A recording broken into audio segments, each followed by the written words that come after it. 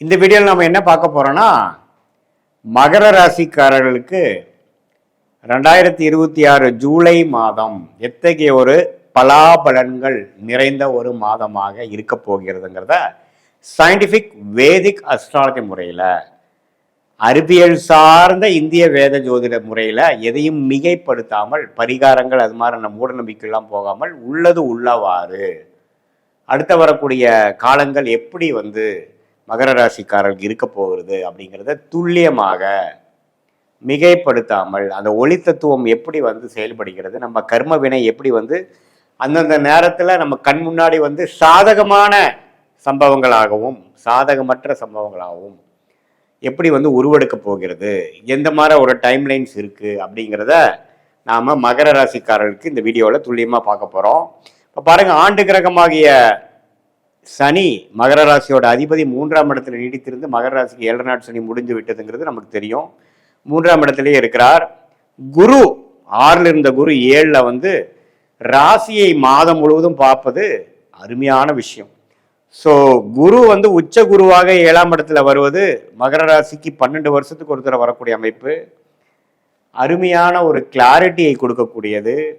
நாம் கடந்த காலத்தில் என்னென்ன மாதிரி விஷயங்கள் தவறுகள் செய்தோமோ அந்த தவறுகளை திருத்தி கொள்ளக்கூடிய ஒரு அற்புதமான ஒரு வாய்ப்புள்ள ஒரு ஆண்டாக இருக்கிறது.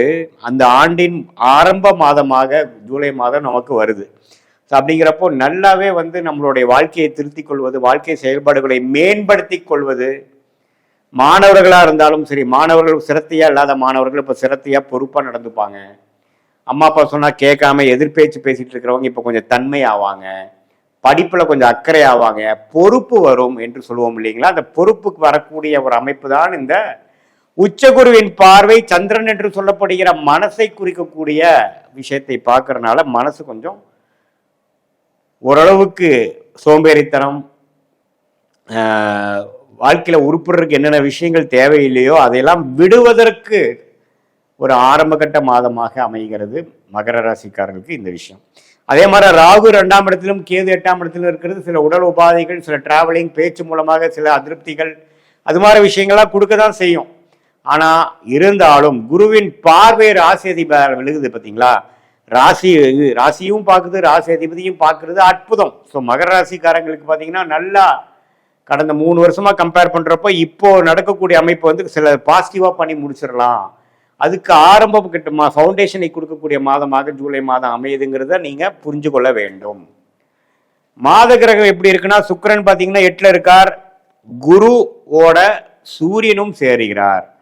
ஸோ சூரியனும் குருவோடு சேர்றது, அட்டமாதிபதி 7ஆம் இடத்துக்கு குருவோடு சேரும் பொழுது சில எதிர்பாராத சில பெனிஃபிட்ஸ், சில நண்பர்கள் விஷயத்தில் கொஞ்சம் கேர்ஃபுல்லாக இருக்கிறது, ஒரு கலப்பு திருமணம் நடக்கிறது, அது மாதிரி விஷயங்கள்லாம் டக்குன்னு நடந்துடும்.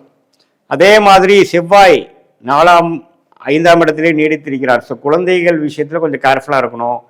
குழந்தைகளுக்கு உடல் நலத்துக்கு கொஞ்சம் பார்க்கணும். படிப்பு விஷயம், அவங்களுடைய கரியருக்கெல்லாம் நீங்கள் கொஞ்சம் மெனக்கெடுக்கக்கூடிய அமைப்புகள் இருக்குது. நல்ல லாபம் பெறக்கூடிய அமைப்பு, இடம் பூமி மூலமாக லாபம் பெறக்கூடிய அமைப்பு, சுபவேலை மூலமாக நல்ல ப்ராஃபிட் வரக்கூடிய அமைப்பு, அது மூலமாக பல பிரச்சனைகள் கடந்த 2 வருஷமாக நிதி நிலைமை, பண விஷயத்தில் சில அதிருப்திகள் இருந்ததெல்லாம் போக்கிக் கொள்ளக்கூடிய ஒரு அற்புதமான மாதமாக இந்த 2026 ஜூலை மாதம் மகர ராசிக்காரர்களுக்கு வருகிறது.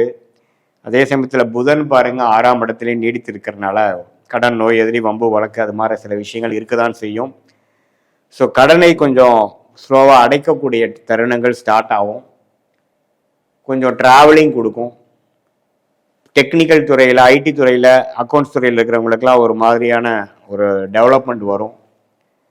இது மாதிரியான விஷயங்கள்லாம் உள்ளடக்கிய ஒரு அற்புதமான ஒரு மாதமாக மகர ராசிக்காரர்களுக்கு 2026 ஜூலை மாதம் வருகிறது. ஸோ இது கோச்சார் அமைப்பில் நல்ல ஒரு பெனிஃபிட்டுங்க. ராசி அதிபதியும் ராசியையும் குரு பார்க்குறார். மற்ற மாத கிரகங்களும் ஓரளவுக்கு நல்லான அமைப்பில் தான் இருக்குது. ஸோ இதனால் கடந்த 2 வருஷமாக நம்ம சில ஆப்பர்ச்சுனிட்டியை விட்டது, படிப்பு விஷயத்தில் நம்ம சிலது கோட்டை விட்டது, காம்படிட்டிவ் எக்ஸாம்ஸ் கிளியர் பண்ண முடியாதவங்க, தொழிலில் அடுத்த லெவல் ஆஃப் டெவலப்மெண்ட்டை நோக்கி போக முடியாதவங்கெல்லாம் இந்த தருணத்தில் டக்குன்னு சில அசோசியேஷன் மூலமாக, சில அக்ரிமெண்ட் மூலமாக, சில கான்ட்ராக்ட் மூலமாக, சில தொடர்புகள் மூலமாக சில விஷயங்கள் டக்குன்னு கிளிக் ஆகி நம்ம அடுத்த லெவலுக்கு போகக்கூடிய அமைப்புகள் பரிபூர்ணமாக உண்டு அப்படிங்கிறத நம்ம தெரிஞ்சுக்கணும்.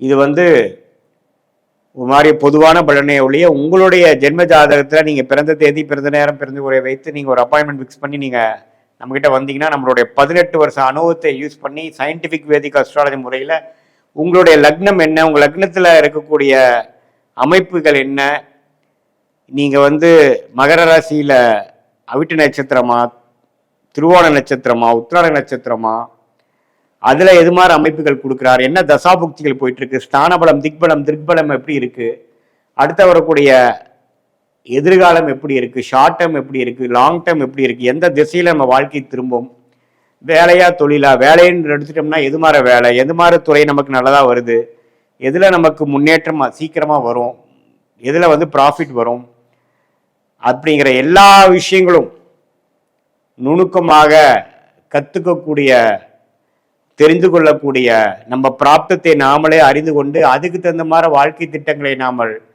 தீட்டினமே ஆனால் வாழ்க்கையில் எந்த விஷயத்தை நம்ம பெறணும்னு நினைக்கிறோமோ அது எளிதில் பெற்று எதிர்நீச்சல் போடாமல், சமய விரயங்கள் செய்யாமல், பண விரயங்கள் செய்யாமல். ஏன்னா பார்த்தீங்கன்னா இப்போ நம்ம 1000 வருஷம் வாழ போகிறது இல்லை. ஆயுசு நல்லா இருக்கும் பொழுது 80 வருஷம் வாழ போகிறோன்னு வைங்க. இதில் 25-30 வயசு வரைக்கும் படிக்கிறது அது மாதிரி ஆனதுக்கப்புறம் கடைசியாக நம்ம ஒர்க் பண்ணுறது ஒரு 30 வருஷம். அதில் தவறுகள் மேலே தவறுகள் செய்து கொண்டு நமக்கு வராத விஷயத்தை செய்து, பிராப்தம் இல்லாத விஷயத்தை செய்து நம்ம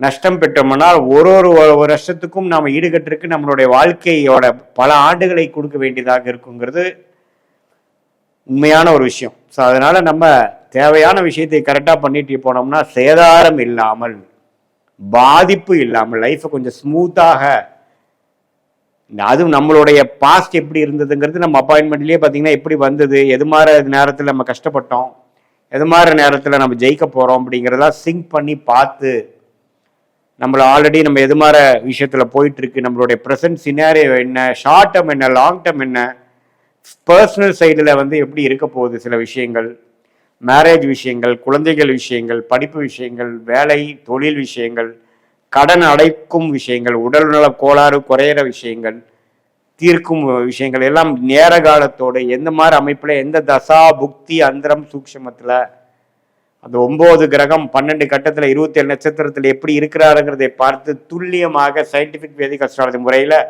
பலன் எடுக்க முடியும். அது மூலமாக வாழ்க்கையில் எளிதில் வெற்றி பெற முடியும் என்று சொல்ல விரும்புகிறேன். மீண்டும் மற்றொரு காணொளியில் சந்திப்போம். நன்றி, வணக்கம். இன்னைக்கு நம்ம பார்க்கக்கூடிய பதிவு ஜூலை மாத பலன்கள். இந்த ஜூலை மாதத்துல இருக்கக்கூடிய கோச்சார கிரகங்களின் நிலவரங்கள் அப்படின்னு எடுத்துக்கும் போது ரிஷப ராசியில செவ்வாய் பகவான், அடுத்து மிதுன ராசியில சூரியனாகப்பட்டவர் இருக்கிறார், கடக ராசியில புதன், சுக்கிரன், குரு பகவான், இந்த 3 கிரகங்களும் சேர்க்கை பெற்று இருக்கு. அடுத்து சிம்ம ராசியில அஸ்யூஷுவல் கேது பகவான், கும்ப ராசியில ராகு பகவான், சனி பகவான், மீன ராசியில இயல்பு தன்மையோட இருக்கிறார். இதுதான் இந்த மாதம் ஜூலை மாதம் ஆரம்பிக்கும் போது ஏற்படக்கூடிய கோச்சார கிரகங்களின் நிலவரங்கள். இந்த மாதத்துல இருக்கக்கூடிய கோச்சார கிரகங்களின் பெயர்ச்சிகள் அப்படின்னு எடுக்கும்போது முதல்ல 5ஆம் தேதி ஜூலை மாதம் அந்த சுக்கிரனாகப்பட்டவர் சிம்ம ராசிக்கு பெயர்ச்சி ஆகிறார். கடகராசியிலிருந்து குரு பகவானினுடைய சேர்க்கையிலிருந்து விடுபட்டு கேது பகவானினுடைய சேர்க்கைக்கு சேர போறார்.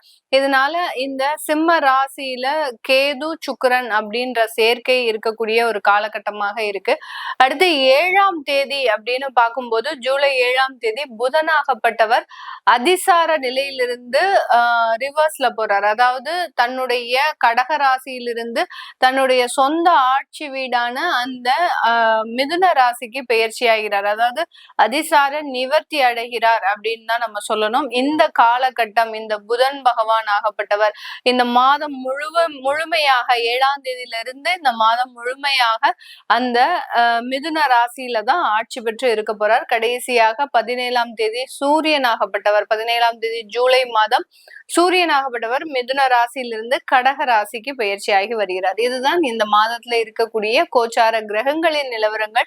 இந்த மாதத்துல என்னென்ன ராசிகள் என்னென்ன மாதிரியான ஒரு பலன்களை அடைய போறாங்க அப்படின்றத இந்த பதிவுல தெளிவா பார்க்க போறோம். இந்த சேனல்ல முதன்முறையா பாக்குறீங்க அப்படின்னா சப்ஸ்கிரைப் பண்ணிக்கோங்க, பெல் பட்டன்ல ஆல் ஆப்ஷன் சூஸ் பண்ணிக்கோங்க. மகர ராசி என்பவர்களுக்கு ஜூலை மாதம் எப்படி இருக்க போகுது? எல்லாமே நல்லா தான் இருக்கும், எந்த விதமான கெடுதல்களும் கிடையாது, எல்லா இடத்துலயும் வளர்ச்சிகள் அப்படின்றது இந்த மகர ராசி என்பவர்களுக்கு இருக்க போகுது. 7ஆம் இடத்துல குரு பகவான் உச்சம் பெற்று இருக்கிறதுனால இந்த இடத்துல சில இடத்துல காசுகள் செலவானாலும் அந்த செலவு பண்ண காசுக்கு உண்டான ஒரு வளர்ச்சி அப்படின்றது இந்த மகர ராசி என்பவர்களுக்கு இந்த ஜூலை மாதத்துல முழுமையாக கிடைக்க போகுது. 2ஆம் இடத்துல ராகு பகவான், 3ஆம் இடத்துல அந்த சனி பகவான். அடுத்து பாத்தீங்கன்னா இந்த மகர ராசி என்பவர்களினுடைய 5ஆம் இடத்துல செவ்வாய் பகவான். 5ஆம் இடத்திற்கு உண்டான அந்த செவ்வாய் பாத்தீங்கன்னா உங்களுடைய குழந்தைகள் ரீதியான சில வளர்ச்சிகளை நீங்க கொடுக்கக்கூடிய ஒரு நேரமாக இருக்கும். எதிர்காலத்துல அந்த குழந்தைகளினுடைய நன்மைக்காக சில விஷயங்களை செய்யறதுக்கு உண்டான ஒரு ஆரம்ப காலமாக தான் இந்த ஜூலை மாதம் இருக்க போது. 6ஆம் இடத்துல அந்த சூரியனாகப்பட்டவர் இருக்கிறார். அதனால இந்த இடத்துல இந்த மகர ராசி என்பவர்கள் ரொம்ப ஒர்க் ப்ரெஷர், ரொம்ப ஒர்க் லோடு இதெல்லாம் சேர்ந்து பாத்தீங்கன்னா அந்த தலை ரீதியான சில பாதிப்புகள், கண்கள் ரீதியான சில பாதிப்புகள்லாம் ஏற்படக்கூடிய ஒரு நேரமாக இருக்கு. எல்லாமே பாசிட்டிவா வருது, அந்த இடத்துல உங்களை வேலை செய்ய விடாம இந்த நோய்கள் அப்படின்றது தடுக்கிறதுக்கு உண்டான ஒரு நேரமாக தான் இந்த மகர ராசி என்பவர்களுக்கு இருக்க போது. அதே சமயத்துல அரசாங்க உத்தியோகத்துல இருக்கிறவங்களுக்கு முழுமையாக வளர்ச்சிகள் இருக்கக்கூடிய ஒரு மாதம். உங்களுக்கு உண்டான உயர் பதவி, உங்களுக்கு உண்டான ஒரு வருமான அதிகரிப்பு இதெல்லாமே முழுமையாக கிடைக்க போகுது. பட் ஒர்க் லோடு அப்படின்றது 2 மடங்காக உயர்வதற்குண்டான ஒரு நேரம். இந்த இந்த இடமாற்றம், அரசாங்க உத்தியோகத்துல இருக்கக்கூடியவர்களுக்கு வருமான உயர்வு, பதவி உயர்வு இது எல்லாமே பாத்தீங்கன்னா உங்களை கசக்கி பிழியறதுக்காக தான் இது எல்லாமே செய்ய போறாங்க. அந்த மாதிரியான ஒரு உயர்வான மாற்றங்கள் ஒரு பின்னாடி ஒரு சுமையோடு வருவதற்குண்டான ஒரு நேரமாக தான் இந்த மகர ராசி என்பவர்களுக்கு இருக்க போது. உங்களுடைய 8ஆம் இடத்துல சுக்கிரன் கேது அப்படின்றது இருக்கு. அதனால பிபி, சுகர் இந்த மாதிரியான சில தொந்தரவுகள் இருக்கிறவங்களுக்கு ஹார்ட் சம்பந்தப்பட்ட சில பிரச்சனைகள் இந்த ஜூலை மாதத்துல வருவதற்குண்டான ஒரு நேரம். அதுல எல்லாம் ரொம்ப கவனமாக இருக்கணும். ஏதாவது தேவையில்லாத உணவுகள், அடுத்து பாத்தீங்கன்னா ஒரு இன்ஃபெக்ஷன்ஸ் ஏற்படுறதுக்கு உண்டான ஒரு நேரம். உங்களுக்கு ஒவ்வாமை உணவுகளை நீங்க உட்கொண்டு அதனால சில பாதிப்புகள் ஏற்படுறதுக்கு உண்டான ஒரு நேரமாக தான் இந்த ஜூலை மாதம் இருக்கும். அதனால உடல் சம்பந்தப்பட்ட தேக ஆரோக்கியத்துல ரொம்ப கவனமாக இந்த மகர ராசி என்பவர்கள் இருக்கணும். அப்ப அந்த 7ஆம் இடத்துல இருந்த குரு என்னதான் மேடம் செய்வாரு? இத்தனை கிரகங்களும் எங்களுக்கு கெடுதல் பலன்களை கொடுக்கும் போது அந்த 7ஆம் இடத்துல இருந்த குரு எல்லாத்தையும் பார்த்துட்டு வெறுமனே உட்கார்ந்துட்டு இருப்பாரா அப்படின்னு கேட்டீங்கன்னா கண்டிப்பாக கிடையாது.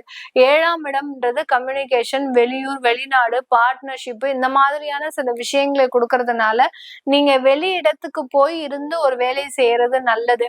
ஒரு ப்ரிப்பரேஷன் பண்றீங்க, ஒரு எக்ஸாமுக்கு ஒரு ப்ரிப்பேர் பண்றீங்க, இல்ல ஒரு இன்டர்வியூவே அட்டன் பண்றீங்க அப்படின்னா வெளியிடத்துல போய் நீங்க அதற்குண்டான சில முயற்சிகள் எல்லாம் செஞ்சீங்கன்னா இந்த இடத்துல எல்லாம் உங்களுக்கு பாதிப்புகள் அப்படின்றது இருக்காது. வயதானவர்களுக்கு தான் அந்த உடல் தொந்தரவுகள் அப்படின்ற மாதிரியாக அந்த பிபி, சுகர் இந்த மாதிரியான சில விஷயங்கள்ல ரொம்ப கண்காணிப்போட இருக்கணும். அப்படி இல்லாத பட்சத்துல அதுல பாதிப்புகள் வரும். ஹார்ட் சம்பந்தப்பட்ட பாதிப்புகள் கண்டிப்பாக வரக்கூடிய ஒரு நேரமாக இருக்க போகுது. அடுத்து பாத்தீங்கன்னா சாஃப்ட்வேர் இண்டஸ்ட்ரீஸ்ல வெளிநாட்டுல வேலை பார்க்கறவங்க உங்களுடைய நரம்பு சம்பந்தப்பட்ட விஷயத்துல ரொம்ப கேர்ஃபுல்லா இருக்கணும். திடீர்னு இருந்தாப்புல ரொம்ப கை கால் நடுக்கம் வர்றது, பதற்றம் வர்றது, தேவையில்லாத இடத்துல குழப்பத்தை ஏற்படுத்திக்கிறது, தலைவலி சம்பந்தப்பட்ட சில விஷயங்கள் அதிகரிக்கிறது, இது எல்லாமே இருக்கும் வெளிநாட்டுல இருக்கிறவங்களுக்கு. அது எல்லாத்தையுமே ரொம்ப கவனமாக நீங்க கண்காணிச்சுக்கிட்டீங்க அப்படின்னா பெரிய அளவுக்கு பாதிப்புகள் இருக்காது. இந்த இடத்துல திருமணம் சம்பந்தப்பட்ட விஷயத்துல நல்ல ஒரு முடிவுகள் இருக்கும். திருமண உறவுகள், திருமண வரன்கள் எல்லாமே துரிதமாக செயல்படக்கூடிய ஒரு அமைப்பு. காதல் சம்பந்தப்பட்ட விஷயங்கள்ல கொஞ்சம் வாக்குவாதங்களோடு உங்களுடைய சம்மதம் அப்படின்றது கண்டிப்பா கிடைக்கிறதுக்கு உண்டான ஒரு நேரம். ப்ரப்போசல்ஸ் அப்படின்றது இந்த மாதத்துல இந்த மகர ராசி என்பவர்கள் பெரிய அளவுக்கு ஈடுபட மாட்டாங்க. அப்படி ஈடுபட்டாங்க அப்படின்னா எதிரால வரக்கூடிய பார்ட்னர் பாத்தீங்கன்னா அந்த காதலர்களாக வரக்கூடிய அந்த பார்ட்னர்ஸ் பாத்தீங்கன்னா ரொம்ப கோபம் உடையவர்களாகவும் உங்களுடைய பேச்சை கேட்காம நீங்க அவங்களுக்கு அடிபணிஞ்சு நடக்கக்கூடிய ஒரு தன்மையும் தான் இருக்கும். அதனால இதுல எல்லாம் ரொம்ப கேர்ஃபுல்லா இருந்துட்டீங்க அப்படின்னா மிகப்பெரிய அளவுக்கு மாற்றத்தை அனுபவிக்கலாம் இந்த மகர ராசி என்பர்கள். இதெல்லாமே நம்ம கோச்சார நிலவரப்படி பலன்களை கணிச்சு சொல்லியிருக்கிறோம். உங்களுடைய சுய ஜாதக திசாபுத்தி பலன்கள்ல நீங்க உங்களுடைய தொழில் ரீதியான சில வளர்ச்சிகள், தொழில் செய்யலாமா வேண்டாமா, சில சொத்துக்களை விற்கணும், அது இன்னும் விற்க முடியாம ஒரு சூழ்நிலையில இருக்கு அப்படின்றவங்களுக்கு உங்களுடைய திசாபுத்தி பலன்கள் முழுமையான ஒரு அமைப்பை கொடுக்கக்கூடிய ஒரு நேரமாக தான் இருக்கும். அதை பார்க்கணும் விருப்பப்படுறவங்க கீழே இருக்கிற நம்பருக்கு வாட்ஸ்அப்ல அப்பாயின்மெண்ட் வாங்கிட்டு நீங்க கன்சல்ட் பண்ணிக்கலாம். உங்களுடைய குழந்தைகளுக்கு ஜாதகம் எழுதணும், நியூமராலஜி படி பெயர் வைக்கணும்னு நினைக்கிறவங்களும் கீழே இருக்கிற நம்பருக்கு வாட்ஸ்அப்ல மெசேஜ் அனுப்புங்க. அதற்குண்டான விவரங்கள் தெரிய வரும். உங்களிடமிருந்து விடைபெறுவது உங்கள் ஆஸ்ட்ரோ பூர்ணா. நன்றி, வணக்கம்.